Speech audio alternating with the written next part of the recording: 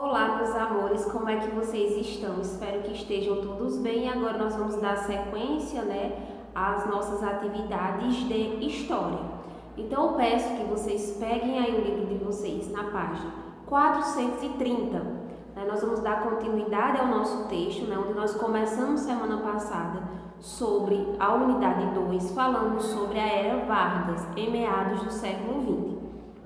Então, como o assunto é um pouco extenso, nós vamos por partes, estudando texto a texto, ok? Então, aí na página 430 tem um pequeno texto falando sobre o governo provisório, que foi de 1930 até 1934. Só recapitulando o que nós vimos semana passada sobre a Era Vargas, nós vimos que Vargas chegou ao poder, de forma, por meio de um golpe de Estado, de acordo com a política do café com leite, o presidente Washington Luiz, que deveria apoiar um candidato mineiro, apoiou um candidato paulista, Júlio Prestes.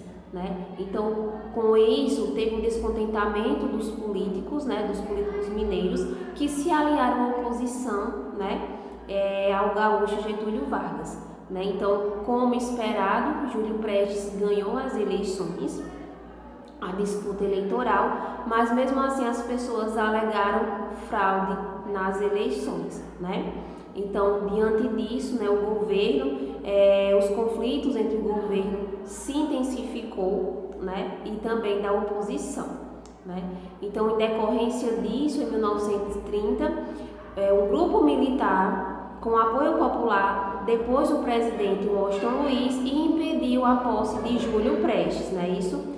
Então, na sequência, Getúlio Vargas, que era um dos líderes do movimento, acabou assumindo aí, foi empossado presidente, para governar o Brasil temporariamente. Então, nós vamos ver agora o governo provisório. Então, vamos aí nesse pequeno texto, onde vai falar o que foi o governo provisório, que foi de 1930 a 1934.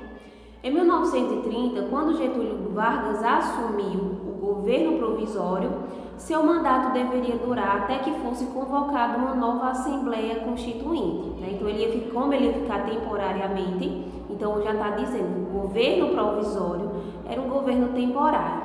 Então, ele deveria ficar até ser convocada uma Assembleia Constituinte.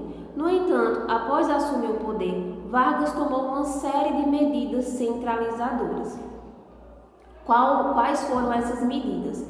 Ele suspendeu a Constituição de 1891, limitou o poder dos estados, deu um limite no poder aos estados, depois governadores, tirou do mandato alguns governadores e escolheu pessoas de sua confiança para assumir os governos estaduais, entre outras medidas centralizadoras.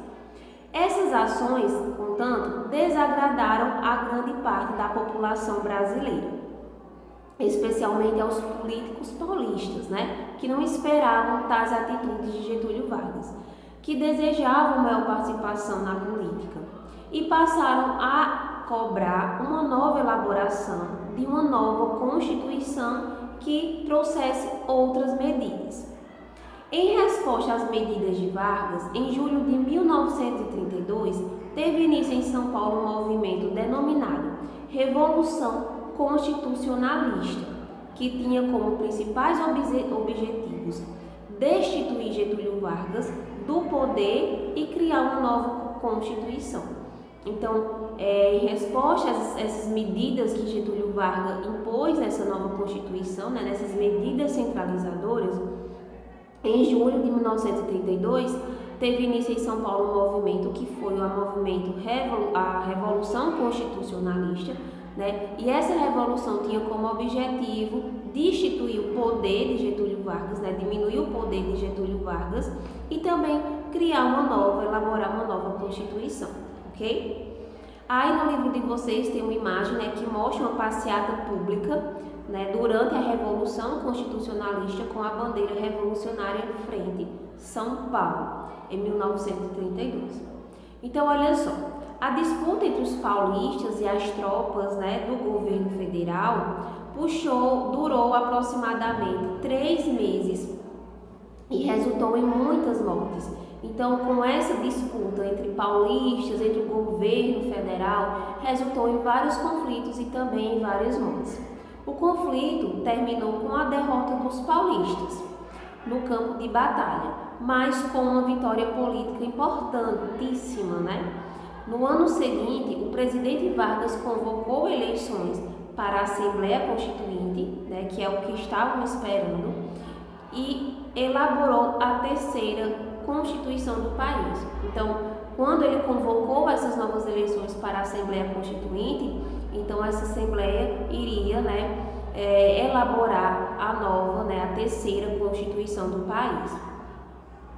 Logo após a promulgação dessa Constituição, a Assembleia tornou-se o Congresso Nacional, e elegeu Vargas como presidente para um mandato de 4 anos. Então, logo após essa Assembleia e também dessa nova Constituição do país, a Assembleia tornou-se o Congresso Nacional e esse Congresso elegeu Vargas como presidente do Brasil e ele iria governar o Brasil por 4 anos.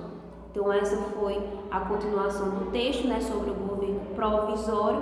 Provisório já está dizendo que é um governo temporário, que era o que Vargas deveria assumir, Então, como ele foi o presidente que ficou mais tempo no cargo, então começa por aí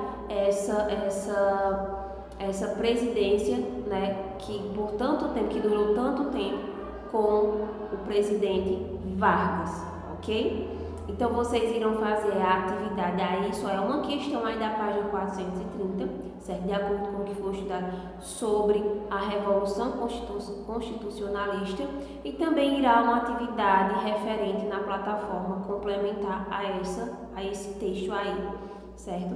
Para que vocês possam desenvolver mais a leitura, também, e também o assunto, que vocês fiquem mais por dentro do assunto, tá certo? Que foi passado. Beijos, até a nossa próxima aula.